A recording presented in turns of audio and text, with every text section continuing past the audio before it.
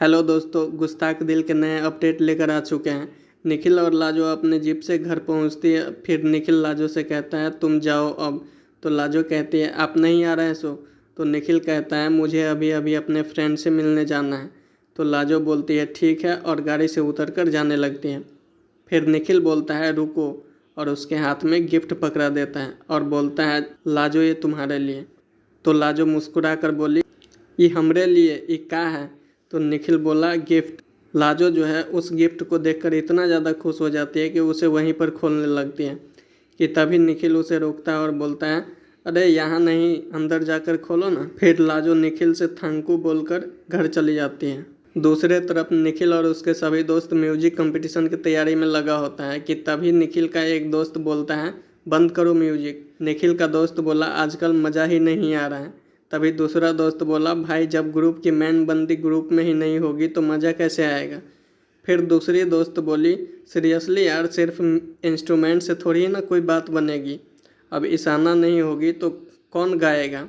तीसरा दोस्त भी बोल दिया सही बात है, जब अपना मेन गिटारिस्ट ही मुंह लटका कर बैठेगा तो कैसे होगा। फिर वो सभी एक दूसरे को बोलते हैं अब हम लोगों को एक नया गिटारिस्ट भी चाहिए क्योंकि कुछ ही दिन बाद निखिल के ग्रुप का कंपटीशन होने वाला होता है। निखिल को ये सब देखकर कुछ समझ में नहीं आ रहा होता है। निखिल की एक दोस्त बोलती है वो नहीं आएगी निखिल, वो मेरी कॉल भी नहीं ले रही है। फिर निखिल बोला यही तो प्रॉब्लम है, ईशाना मेरा भी कॉल नहीं ले रही है और ऊपर से उसकी माँ कहती है कि आज के बाद उससे मिलने भी मत आना।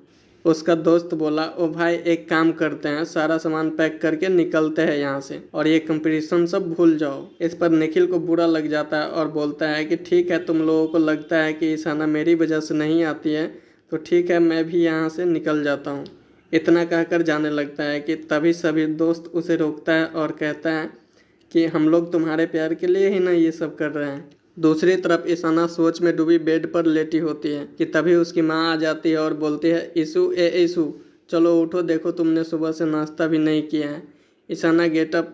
फिर ईशाना उठकर बैठ जाती है। ईशाना की माँ ईशाना मैं जानती हूँ कि तुम पर क्या बीत रही है, लेकिन बेटा इस तरह से अपने आप को कमरे में बंद करके तुम्हें कुछ न हासिल नहीं होगा। जो कुछ भी हुआ उसे भूलने की कोशिश करो। फिर ईशाना बोली क्या बचा है मेरे ज़िंदगी में करने के लिए, बाहर निकलूँ तो किसके लिए, मिलने किससे जाऊँ, जीऊँ तो किसके लिए। माँ पहले तो डैड छोड़कर चले गए और अब निखिल, मुझे समझ में नहीं आता है कि ये सब मेरे ही साथ क्यों हो रहा है। ईशाना की माँ कहती है ईशाना ऐसा नहीं कहते, तुम मुझे ये कहने की कोशिश कर रही हो कि निखिल के बिना तुम्हारी ज़िंदगी अधूरी है, निखिल नहीं तो तुम जीना छोड़ दोगी।